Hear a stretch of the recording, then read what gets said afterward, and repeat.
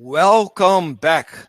So, I hoped you enjoyed your cocktail shaking or walking your cat or whatever you did and you relaxed a bit. So, now we're back and we're talking about the future of consumer goods. And it's kind of cool because we have two brands, SteelSeries and Bugaboo. And the one makes epic strollers and the other ones makes epic gaming equipment. And so I had a vision when I saw this stock, and I thought like, would it be cool that you had like a baby in a stroller with a Steel Series headset going like crazy down the road? I mean, that would be two epic brands in one shot, instantly shareable. So maybe that's something for your marketing department. But having said that, for now, I'll give it over to Melissa. Melissa, take it away. Thank you. Hello, welcome, and thank you for joining us. Today we're joined by two great panelists. We've got Thomas Stiegelman, who's head of e-commerce at Bugaboo, one of the most iconic brands for prams, car seats, and rental products. And we've also got Ethisham Mabani, who is CEO of SteelSeries, one of the most recognisable names in professional gaming and esport manufacturing. Hi, gents. How are you both doing? Really good. Happy to be here. I'm doing great. Brilliant. So I thought before we jump into talking about accelerating the future of consumer goods, I wanted to talk about digital for a sec. At Dept, our whole ethos is around the idea of reinventing and accelerating a digital reality. Digital has become more and more intangible to describe, and I think that says a lot about how influential it is in our everyday lives. Ethisham, it'd be great to understand what digital means to you. Yeah, for us at SteelSeries, digital simply means being a part of our consumers' lives. I mean, not just the purchase part, but their entire gaming experience. Gamers are digital natives, so they're living out their entire life digitally largely. And from playing games with friends to following esports to finding their favorite gear, we want to be a part of that entire journey. So one very small example of that is FaZe Clan is our premier global esports partner. We do dozens of collaborations with FaZe Clan a year. One of those is to offer masterclasses from the pros that provide both intermediate and expert tips and tricks. So recently, a very popular young streamer, FaZe Mega, did a masterclass using his SteelSeries gear. I think it was called something like 5 pro tips to dominate in Fortnite. It had a huge response. As you can imagine, he talked about how he binds his keys, what kind of macros he uses, how he's configured SteelSeries engine, and obviously advanced in-game strategy. So huge response that led to a slew of gamers coming to SteelSeries.com, right? Which is great. And obviously we want them to see the products that FaZe Mega uses. We want, obviously for them to buy it. But even more than that, what they have an opportunity to do on SteelSeries.com is discover Aim Master, which is our proprietary training program that helps gamers with, hand-eye coordination, with accuracy. They can invite their friends then to join them on Aim Master and actually do the Aim Master challenge and sort of compete with each other. We have a range of blogs that go all the way from talking about different products to esports to gaming. There's a ton of material on there, and then you have the opportunity to win game items and be a part of that ecosystem. So, long way of saying we really want to be a part of that entire digital journey and not just one little piece. And the fact is, if a company or a brand can do that well, you get rewarded in spades. SteelSeries has grown, has quintupled in size over the last 5 to 6 years. And I think part of our secret has been not just focusing on the purchase part of the digital journey, but actually focusing on the full journey. Thanks, Ethisham. And what about you, Thomas? What does digital mean to you? It's a great question, and personally, I would argue digital it's not really changing what we are doing on a day-by-day basis. It is changing how we are doing stuff. I mean, we always went on holidays, and it used to be that you would go to the travel agency and you would go there and they would book the appointment for you, and that is how you would go on holidays. And these days, we're just doing it differently. We go online and we use it, our mobile phone these days, not even a desktop computer anymore. We book it right there straight away. Humans always were buying stuff in supermarkets. Now, these days, we're realizing, especially these days, that you can also do that directly on your computer and get it delivered home. And people always were searching for this emotional connection with other humans. And again, these days, and again, especially these days, this is happening more and more online. So when I'm looking at digital, I think it's a great opportunity for obviously for us as humans to do things differently, but also for companies to do things differently and look for those opportunities. How can you really use digital technologies to make a difference, to do something different than how we used to do it in the past? Yeah, I completely agree. And that segues really nicely into, 2020 itself. I think this year is probably one of the biggest driving factors for changing consumer behavior, full stop. I think it doesn't sound that out of this world that we might want to buy cars or buy houses online, considering everything else we've done online in the last 8 months. Thomas, have you noticed any significant changes in consumer behavior in the last eight months? I would argue about everybody who's working in the digital space will have noticed a major difference, obviously caused by this global pandemic that has been impacting all of us. I think in our demand in our industry is obviously defined many, many months in advance. So demand technically for our products hasn't really changed until now. But what has been interesting is to just see how consumers and their behavior have changed.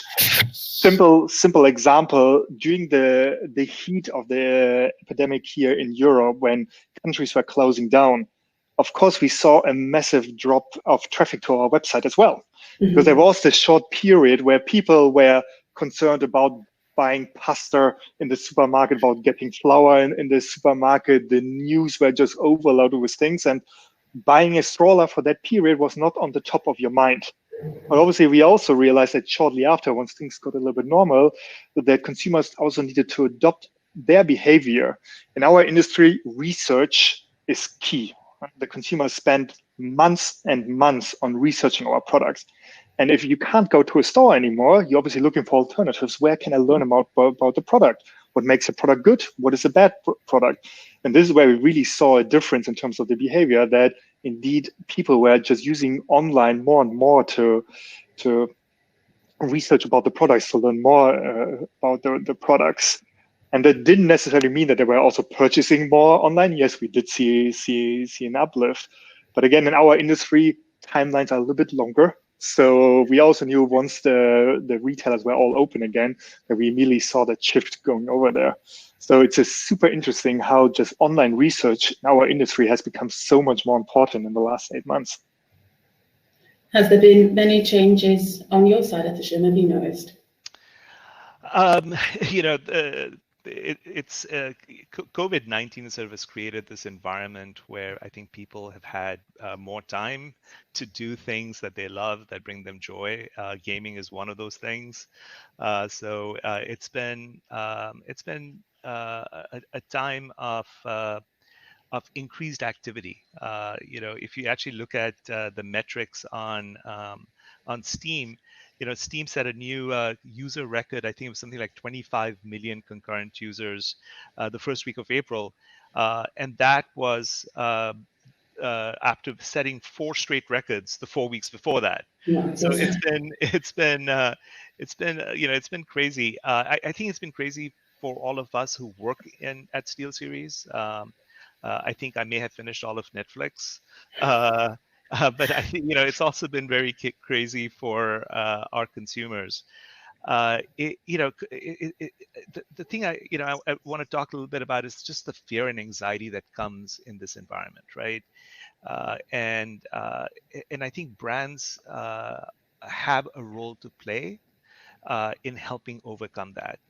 So the way we've sort of tackled it is, how are we even more present, right? This is not the time to withdraw. This is the time to be out there. So a couple of examples. We launched online tournaments because a lot of the big physical events got canceled. Mhm. But that doesn't mean that you cannot have fun and compete and watch the pros compete. So in Denmark, for instance, we worked with Red Bull, did a massive CSGO championship. In Australia and New Zealand, we worked with Bethesda and did the Rainbow Six Masters, right? I mean, again, not a time to sort of, pull back. I think it's a time to go out there and really be upfront. And obviously everything sort of leads into steelseries.com, which I already talked about, right? There's a whole consumer journey piece there.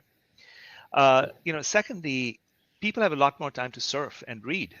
We just dramatically increased the amount of blog content. I think we increased our content rates by something like 150%, from everything from, how do you make sure that your gear is hygienic, to how do you help people in need, to obviously esports news and gaming news. And so, I think our blog rates were up over 500%. Again, message over here is like lean in, right? This is not a time to be absent from the consumer landscape.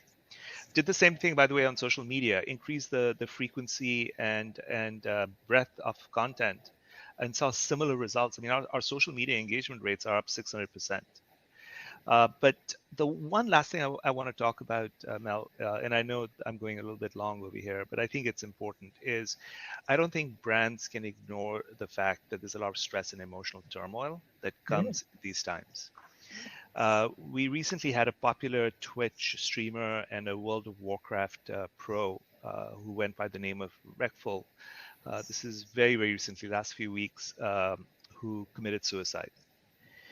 And so we knew we needed to use our global stage to really amplify a message of hope and help during World Suicide Prevention Day, which was also very, very recently. Mhm. Many brands are uncomfortable taking on such subjects. We certainly definitely put some thought behind it.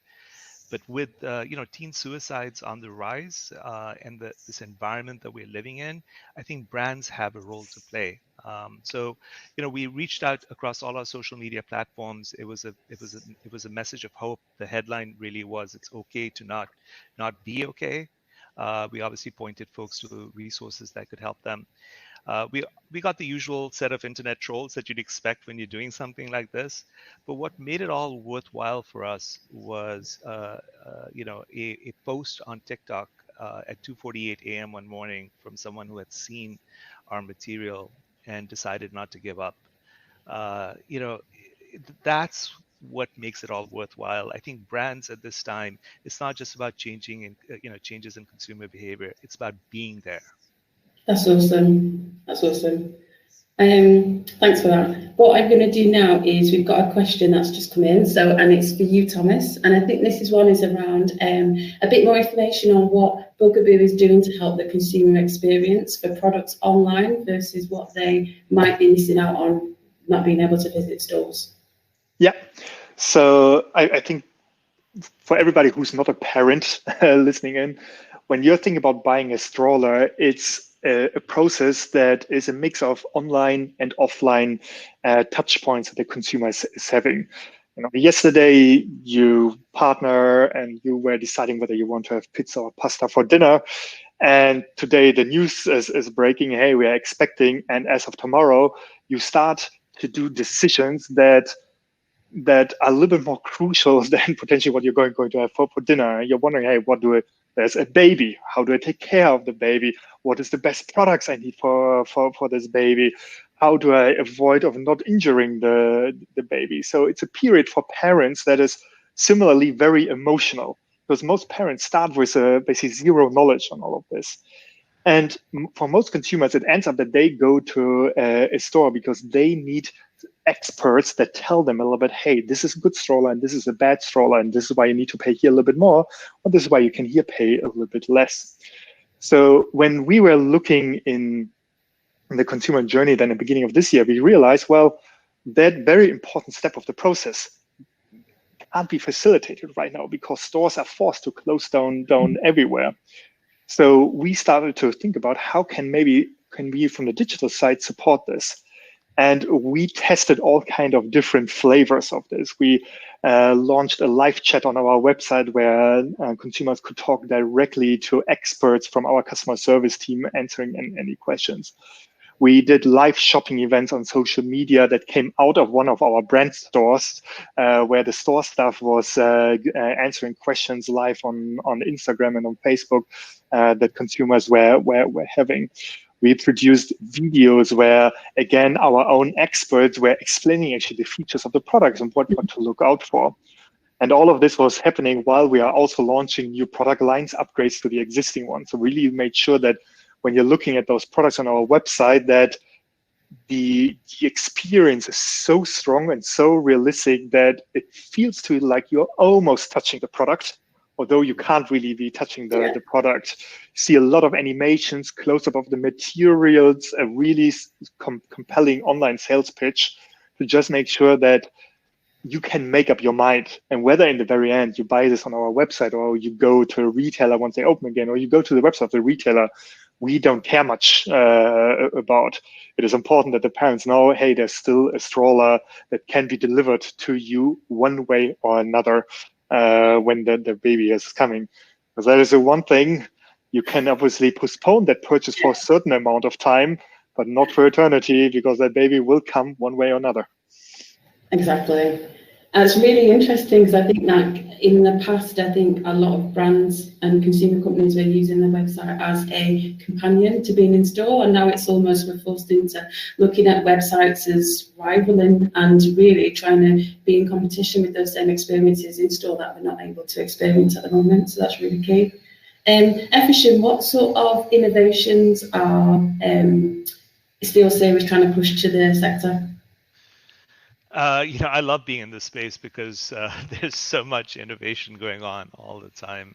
Um, let me talk about a couple of different things. The first one is, look, we're all in the midst of this IoT revolution, and I think the consumer expectation is that all devices now are going to be actually smart devices. They're not just going to sit there. They're actually going to they're going to have some sort of a brain. We started out as a traditional hardware company, but today we actually have more software engineers than we have hardware engineers, because that piece of making devices smart is absolutely critical. All our products are powered by something called SteelSeries Engine, which is a software suite. It's literally the brains behind our products that allow you to customize and optimize your products, seamlessly. So for instance, on your mice and keyboards, you can literally decide what every key, what every switch does. I mean, you have that level of power. And on the fun side, you can create these beautiful RGB displays across your entire gear. But I think where we're headed is are devices that are really, really smart, that adapt to the use case, right? Because almost every device has multiple use cases with it, and what's good for one use case isn't necessarily good for the other one. On keyboards, as an example, when you are playing a game like Minecraft, you want you want your key press to be sensitive but not too sensitive, because you'll make a lot of mistakes. When you're playing CS:GO, you want the fastest key press humanly possible. When you're writing a document, you actually don't want a fast key press, because you're going to end up with a lot of spelling errors. So imagine a keyboard which actually knows what the context is, what it is that you're doing, and automatically adjusts the settings so that your experience is optimized no matter what you're doing, right? That keyboard, by the way, exists. It's called the Apex Pro, but I think it is one part of where we're headed in the future. The future are, for us, I think, are automatically, are products that adapt to the context. The second thing I'll just quickly touch on is one of the big revolutions happening in gaming right now is cloud gaming. And cloud gaming is revolutionary because it liberates the game from being dependent on the system. Simplistically speaking, all the processing in cloud gaming happens in the cloud. So you aren't limited by the components in whatever system you're using, the RAM or the CPU or the graphics card, you can basically play even the most intricate game on any device, anytime. So, for people that cannot afford really expensive rigs, you can imagine this is huge, right? Because now, just given a simple screen, you can play these really elaborate games. Cloud gaming is already like a $600 million business this year, and it's just getting started. So it just shows you where this thing is headed.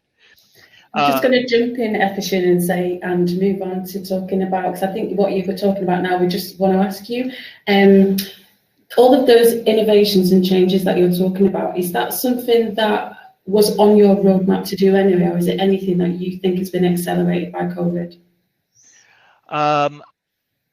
I think our entire roadmap has been accelerated by COVID because we have a lot more consumers that have come into the gaming industry.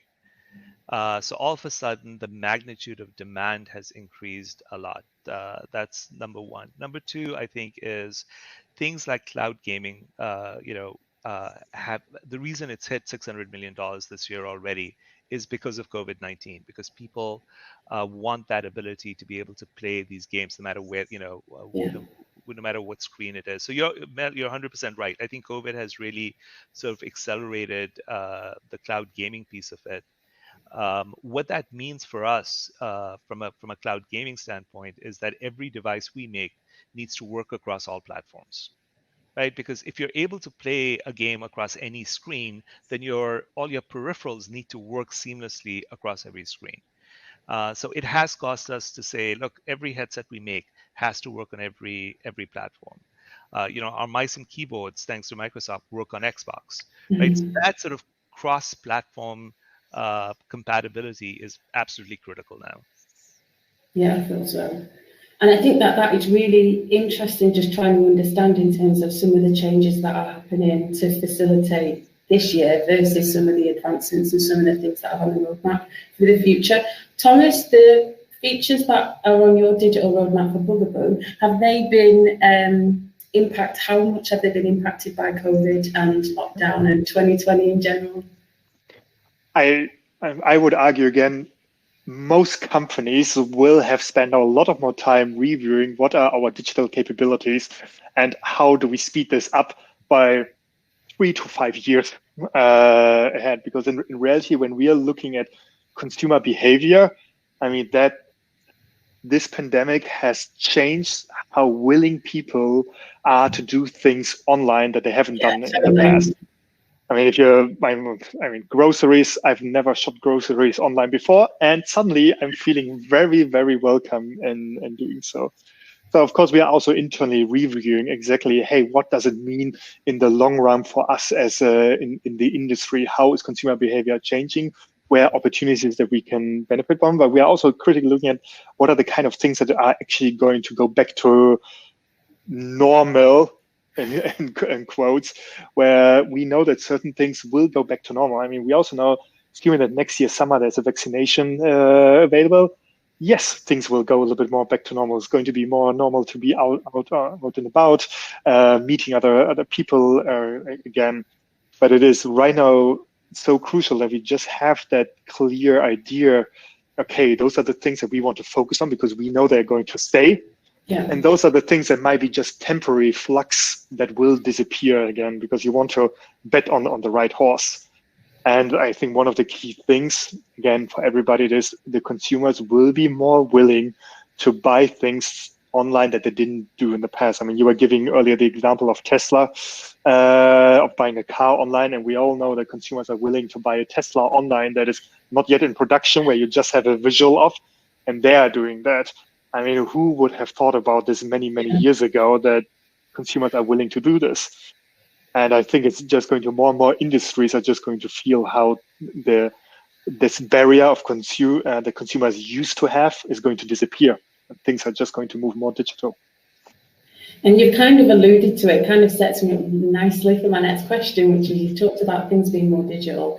We talked about obviously this year, if we fast forward maybe to the next 5 years and we look to the future and you've got a crystal ball, I mean, it'd be really good to understand a little bit about what your sector looks like? What sort of things are you focusing on? That's for you, Thomas. And that's, I mean, I wish I could predict the future, because the one thing that I'm always referring to is that the speed of innovation that is coming from the technology sector is so fast that I think for a lot of people it has become more and more difficult to actually give proper predictions. I mean, I remember as a kid when I was watching Star Trek, I was like, oh my God, this is mind blowing what they can do. And these days it feels like this is business as usual. And so what's going to happen in the future? I can't really tell exactly, but it's going to be extremely different to what we are doing today. But what I think most companies should focus on is being ready to adopt change. So making sure that when you're looking at your internal organization, how you're organized and how you're thinking about work, that you think about, hey, how can I, when there's innovation coming around, how fast can I turn this around? Are we a fast company or are we a slow company? Are we scalable in what we're doing? If I want to roll out that innovation, can I do that quickly across all of my markets or all of my products? Or is it going to be a slow, staggered approach? But thirdly, also, do I have flexibility in my organization, the processes, to cater for differences, to have room to test different things? And that, I think, is going to set every company up to be ready for whatever the future is bringing. So being agile needs to be embedded in your DNA so that you are ready for whatever the future is. Yeah, that makes sense. Efficient, what do you think, again, a bit of a tricky question, what do you think the gaming sector is going to look like in 5 years' time? Yeah, no, I agree with Thomas. I wish I had that kind of foresight as well. But Thomas touched on something which is sort of how there's digital acceleration going on. Part of this digital acceleration is how physical and digital worlds are coming together. And I actually don't think that's going to go back even when we do have a cure, hopefully. So things like I don't know how many people watched Drake and Travis Scott, or actually their avatars, perform concerts in Fortnite. That is a classic case of physical and digital worlds actually coming together to make it much more accessible to folks. I don't know how many folks actually watch the Emmys, which were a few days ago. That's definitely an example of physical and digital worlds sort of coming together. Yeah. And I think you realize when you start watching this is that it's actually better. It's better when you can actually merge those two worlds. So, I think what that means for companies like ours is, you can already try on a dress and see how it looks on you virtually. You can see how a sofa looks in your living room. I think we're going to see a lot more of that. I think there's implications of that for every single company. I've got a question from the audience here, which is for you, Action, and I think it's around a question on, do you expect the increased active gamers to continue or to stagnate once the pandemic is over with? I expect them to continue for one very simple reason. Gaming is not just an activity, it is how you connect with your community. It is the new equivalent of sort of going out and getting all the neighborhood kids together and playing soccer on the street or in a park. And once you are part of that community, there ain't any going back, right? That's part of what you do. That's how you connect with consumers. So I expect that trend to absolutely continue. The next question, I suppose, is focused around, and we've touched on it a little bit, we've talked about innovations. Is there any other sources of inspiration, any other companies, any blogs or anything like that you guys read to try and keep abreast of how technology is changing and how it can be used within the business? Maybe if we start with you, Thomas. Super interesting question. And what I try to do is to keep a little bit up to date on the big underlying changes, because when you're looking around, I mean, there's every day there's like 10 news articles about some new fancy technology that was coming somewhere out.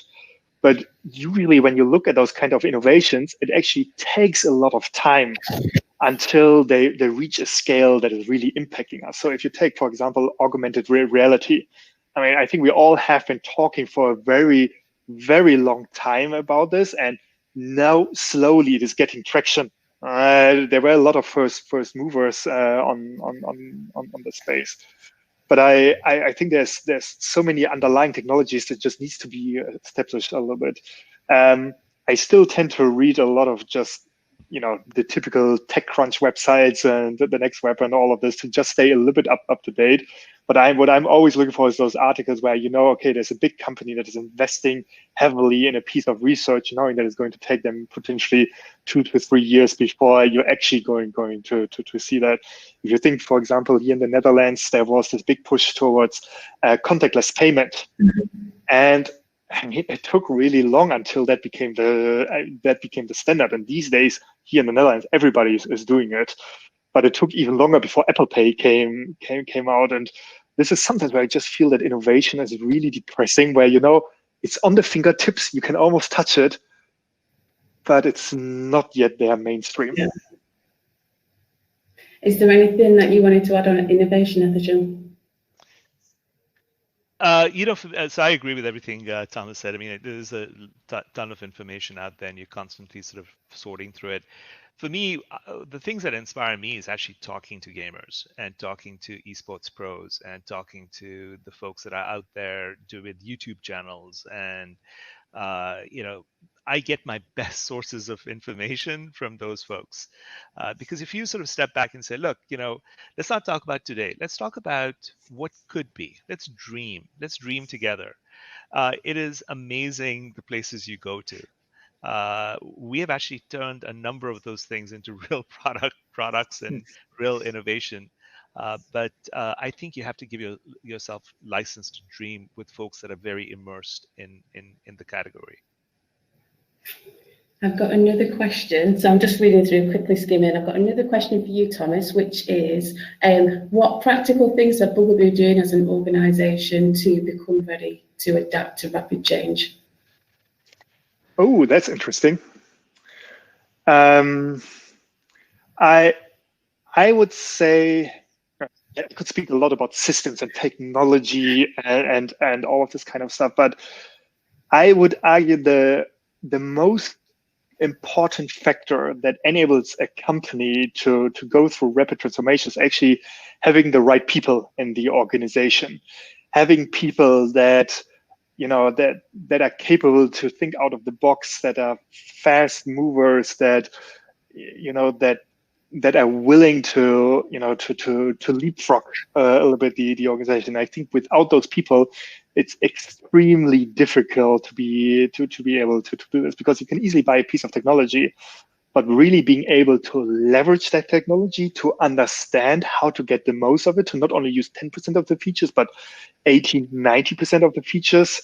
This requires a certain amount of brilliance that you need to have with your people.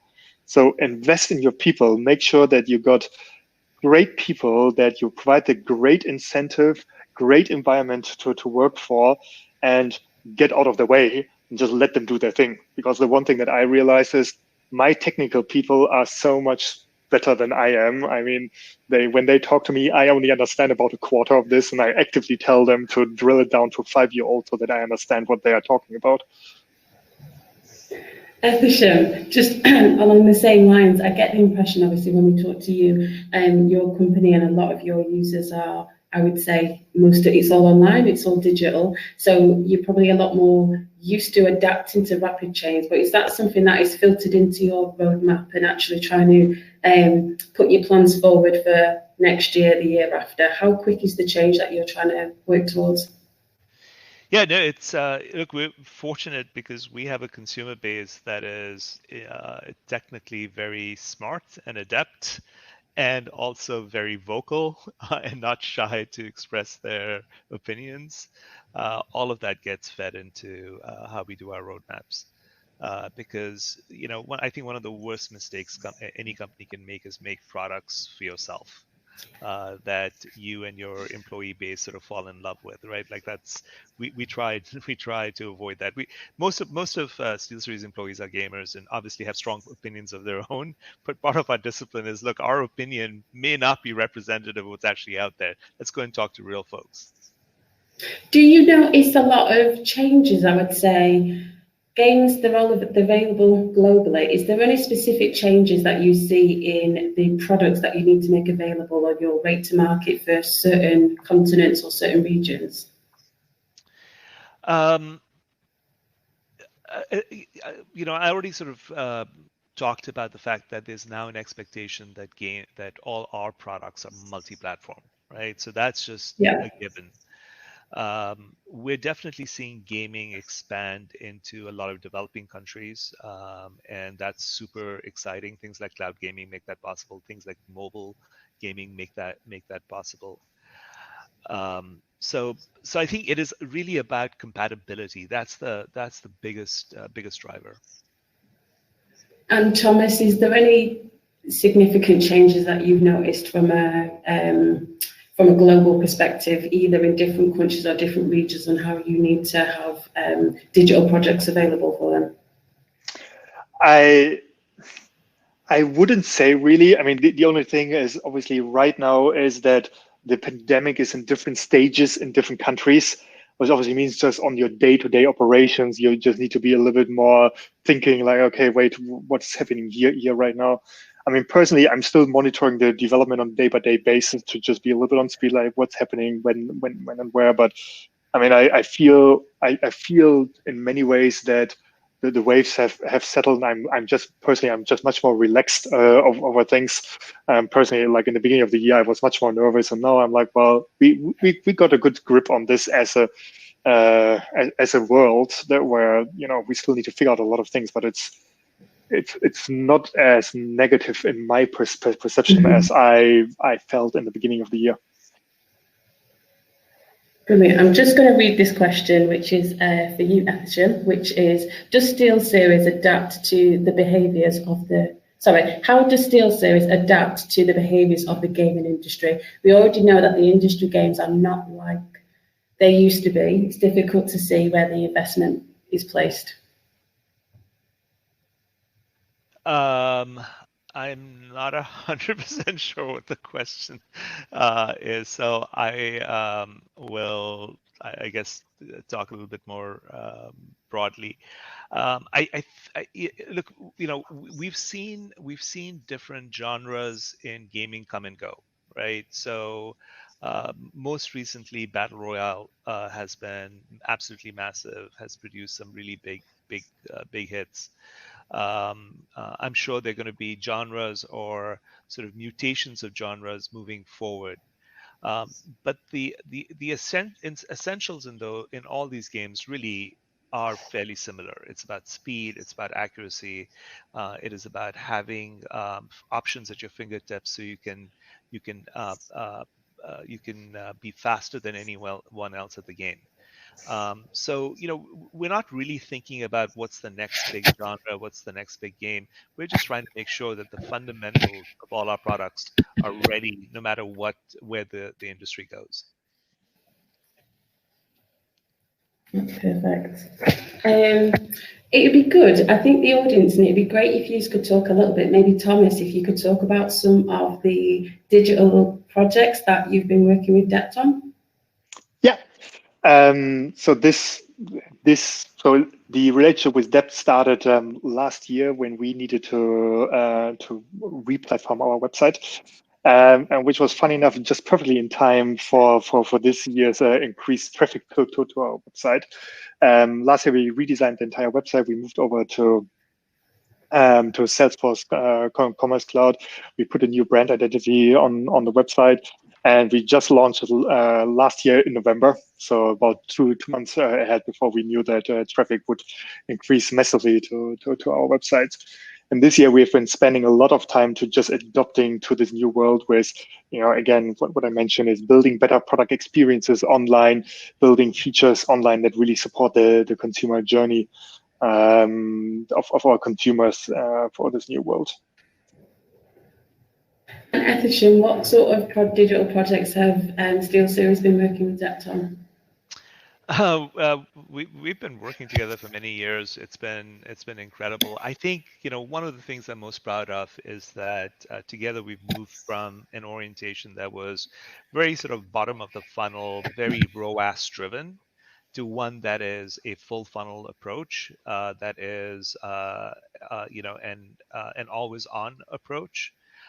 It is a scary move to make when you first do it, because you immediately see your ROAS numbers go down, right? The minute you have top of the funnel activities, your ROAS averages are going to go down. But over the course of the year, it's been actually really incredible. I mean, full funnel activities, our traffic is up like 600%, our revenue is up many 100%. It pays out. And I think the fact that we've done this journey together and really optimized the full funnel every step of the way has been great. I mean, it's something I would recommend to all companies, which is don't get lured into the temptation of only focusing on the lower end of the funnel. Yeah, that makes sense. I think we've got a couple of minutes left. I think the last question, I think it would be really good if you guys could talk a little bit about the trends that you've seen with augmented reality, virtual and mixed reality technologies. Do you see them being disruptors in the industry? Maybe Thomas, if we can start with you. Yeah. So I still remember when Apple first announced augmented reality. I was like, holy shit, this is amazing. This is going to be a game changer. And then I get one of those examples where I also realized, well, it's going to take a little bit more time before it's actually going to reach the masses of people. But I think we are now slowly coming to this tipping point where consumers better understand augmented reality and the features that comes along. And I think for our products, we are now very actively talking to various companies out there to better understand how we can use it. If you think about a stroller, it is actually quite a complex technical product with a lot of buttons that do certain things on it, almost as advanced as one of your mouses or keyboards. But obviously a little bit, there's a lot of things happening. And this is where we really feel this is a moment where we could really now benefit from augmented reality, especially with it being less easy to go into a retail environment where you can sit in your living room, you put the stroller in the middle, and then hopefully we will be able to say, okay, this is how it looks in the folded stage. This is how you can change the handlebar. Now you can open it, close it, etc. So this is what we are really looking into right now. Few interesting leads on this side, but we are still figuring the real use case out. Yeah, and Etisham, is virtual reality, augmented reality, or mixed? Is that something that you can see that's either in the gaming industry or something that you can see being brought into the gaming industry? I actually think the gaming industry is sort of driving both of those things. I think Pokemon Go, if you remember that craze, like really proved how addictive AR can be. But I think Thomas is dead on. I mean, there are applications beyond gaming. There are, as a shopper, augmented reality and VR is huge. Being able to see how it looks on my head, figure out whether the hand feel on a mouse is right. I think from a VR standpoint, what's super exciting is, look, esports is something that is in our blood. And the ability to actually feel like you're actually at a live esports event. You're right there and you're surrounded by other folks and be able to watch that in real time. And I get excited about the potential there. That's awesome. I think we're just about running out of time. I'm just going to quickly check and see if we've got one last question, which is maybe if we start with you, Thomas, how do you choose a digital partner that's going to help you realize your vision and the potential? What are the main criteria you use to pick a digital partner? All right. I think it always depends a little bit on the situation at every company. There's not the golden formula. You go 1, 2, 3, and suddenly you've got the perfect partner on board. For me, it's first of all the cultural fit. Is that are we thinking along the same lines? Are we adventurous together, or are we corporate together? I always feel that there's a lot of things in there. Second thing that I tend to look out for is very often location. It's very easy to say, oh, I'm going to follow the cheap money and go somewhere offshore to find a partner. But I do think the reality is that very often you need to have a partner that you can meet face to face and have those good conversations with. Third factor that I'm looking for is of course in the very end it is down to, what is the reputation that they have? Is that, in the very end it's about what do other customers say about that agency? Is they good? Because everybody can do a nice PowerPoint, but you need to hear it from somebody else that is telling you, yes, we had an amazing time. And is that the same for you, Evershan?